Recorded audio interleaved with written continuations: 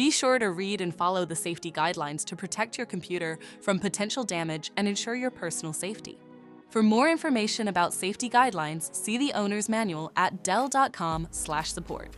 Before you begin, turn off the computer and disconnect all the attached peripherals. Before proceeding, ensure your computer is in service mode. To enter service mode, press and hold the B key on the keyboard and then press the power button. Now, the computer will boot up and the owner tag information is displayed on the screen. Press any key to proceed. The computer will emit 3 short beeps and shut down, indicating it has entered the service mode. Loosen the captive screws holding the base cover in place. Using a plastic scribe, pry the base cover from the palm rest assembly, starting at the top edge and working your way around to release it from all sides. Now, lift the base cover from the palm rest assembly. If your computer is unable to enter service mode, disconnect the battery cable from the system board.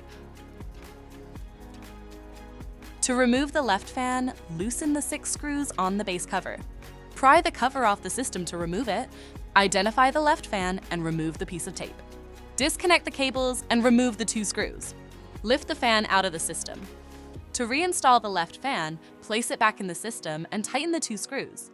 Reconnect the cables and reattach the piece of tape. Secure the base cover with the 6 screws.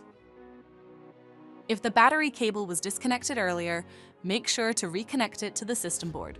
Next, align the base cover with the palm rest assembly and gently place it into position. Tighten all required screws to secure the base cover in place. To exit service mode, connect the AC adapter and press the power button. Please note, the system will only power on and exit service mode if the adapter is connected. For more information about your Dell system, visit dell.com/support.